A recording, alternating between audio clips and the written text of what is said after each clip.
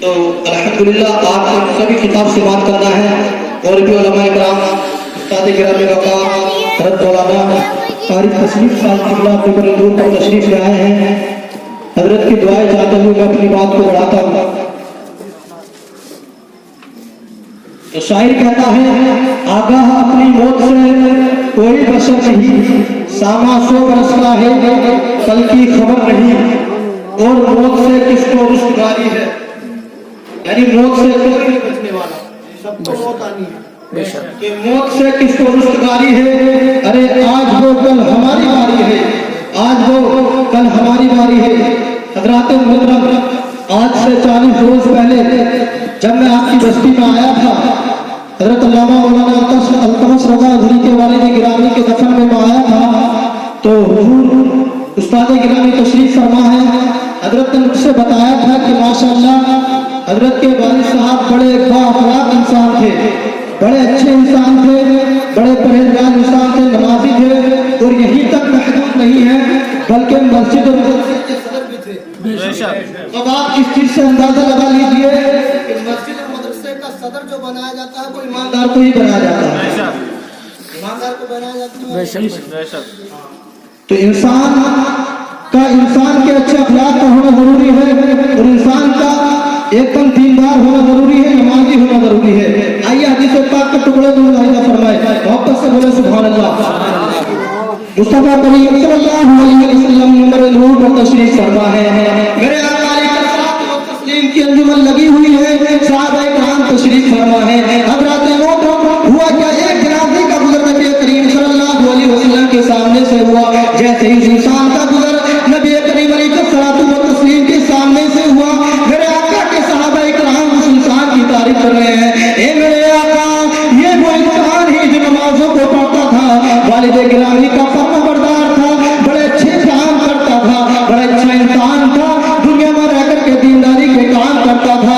میرے آقا علیہ الصلوۃ والسلام ان کی بات کو سن رہے ہیں، جیسے ہی میرے آقا علیہ الصلوۃ والسلام نے ان کے اوصاف کریمہ کو سنا، ان کی بات کو سنا، مصطفیٰ علیہ الصلوۃ والتسلیم نے ارشاد فرمایا، وجبت، کیا فرمایا؟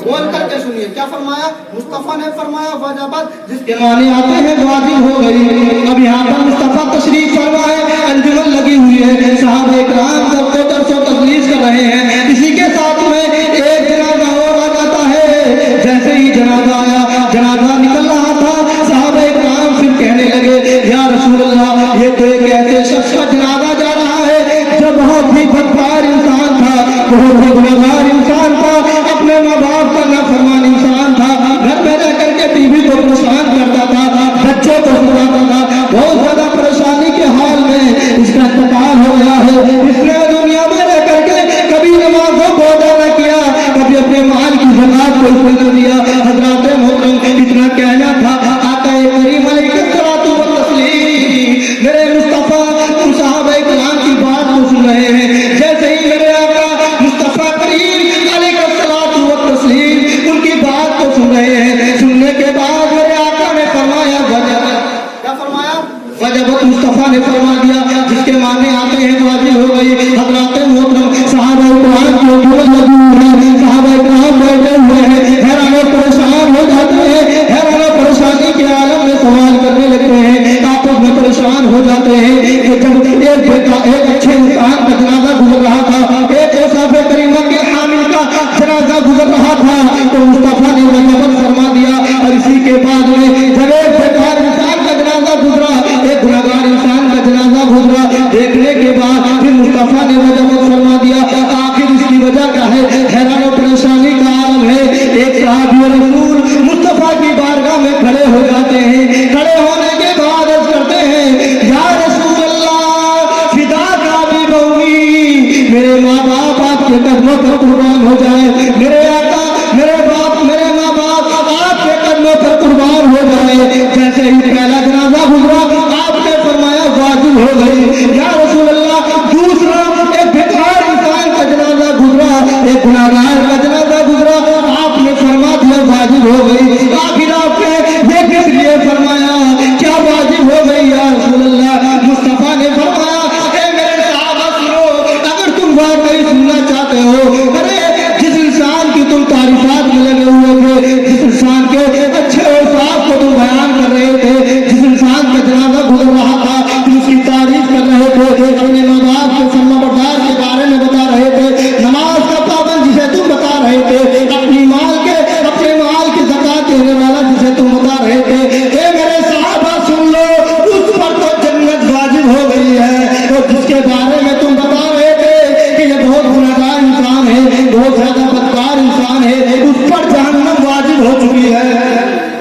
नारे तकबीर, नारे रिसालत, मसलके आला हज़रत उलमाए अहले सुन्नत हज़रत अल्लामा मौलाना अल्तमश रज़ा अज़हरी नूरी। देखते हज़रात मिंबर नूर पर हज़रत अल्लामा मौलाना अल्तमश रज़ा अज़हरी दामत बरकातुहू की आमद हो गई है। मैं चंद नजर नूर आपकी समातों के हवाले रखूँगा, उसके बाद सब जाऊँगा उलमाए किराम का लंबे गफीर